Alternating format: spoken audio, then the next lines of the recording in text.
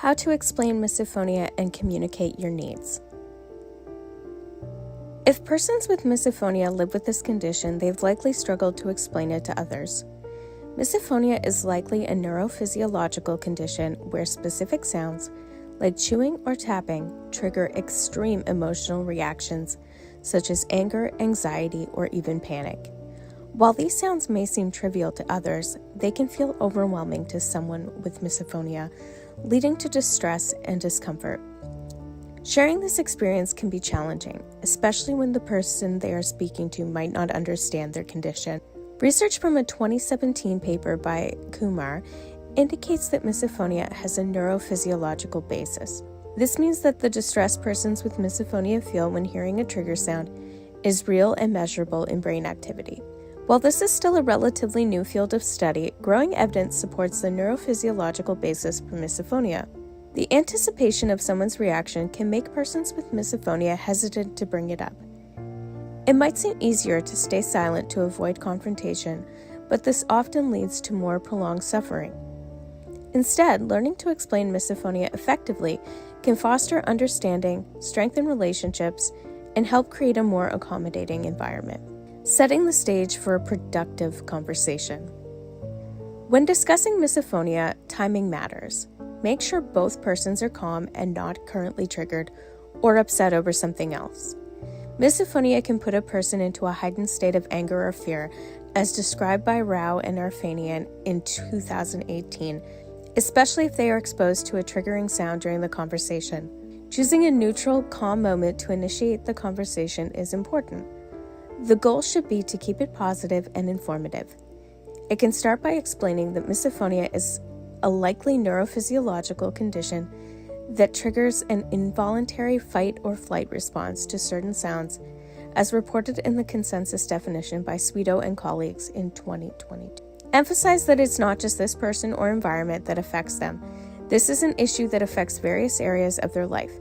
This helps the listener understand that they are not being blamed, but rather the person is explaining their experience. Consider providing educational materials or directing them to reputable sources about misophonia. The International Misophonia Foundation and Misophonia International provide free resources. Links will be below in the description. Though research is still in its early stages, offering well-sourced information can help them understand what persons with misophonia are going through. This can lend credibility to their explanation and show that the condition is real and documented, even if it is lesser known. How to handle triggers in real time.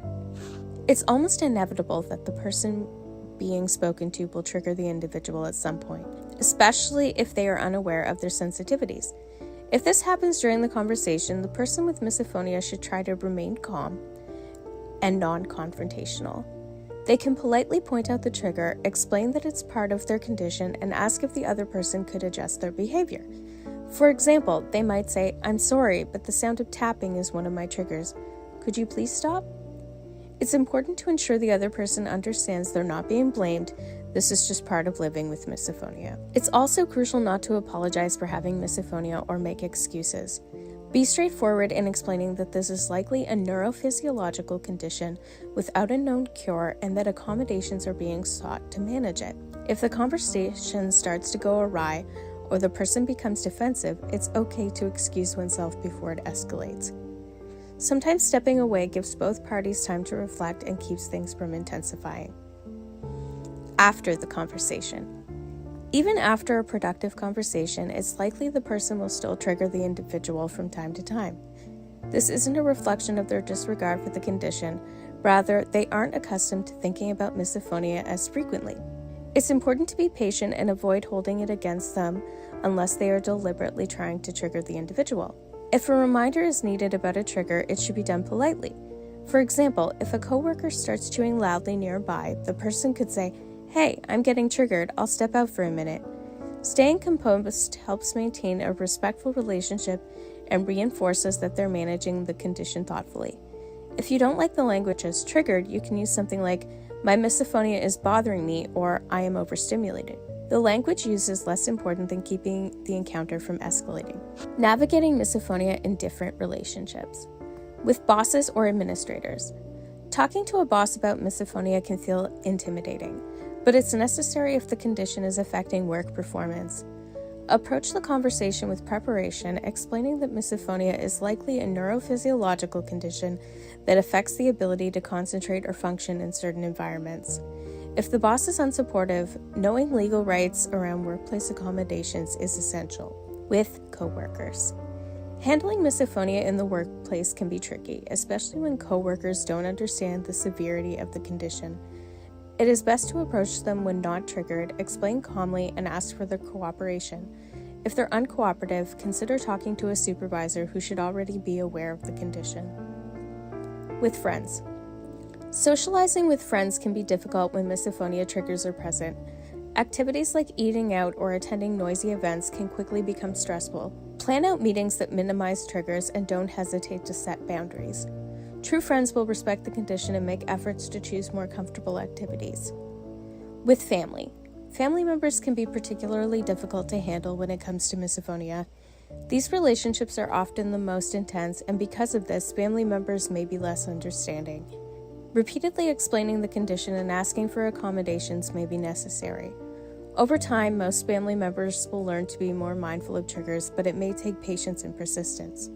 You should also be mindful that people without misophonia also need to live in the home, and accommodating should always be done through conversations that consider both parties' needs. No one should feel like the other party is making adjustments that are unfair and unreasonable. With romantic partners. Romantic relationships require open and honest communication about misophonia.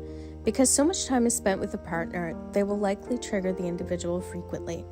It's important to explain needs clearly and work together on solutions, like creating trigger-free zones or nonverbal cues for when space is needed. Final thoughts.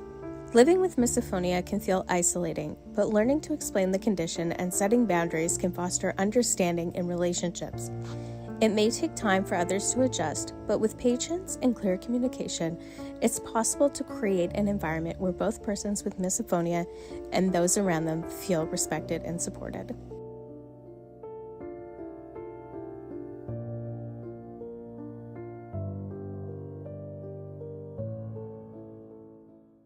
The International Misophonia Foundation is a 501c3 nonprofit registered in Missouri. The IMF is currently conducting research and is in need of support for our goals. Did you know that just $1 can run our server for machine learning for 1 hour? Every dollar is 1 hour of research. To donate to the IMF, please click the link in the description. Every single donation matters, no matter how big or how small. Thank you for your support. If you need resources for misophonia, you can find them on www.misophoniafoundation.com. We provide many free resources to the public as part of our mission goals.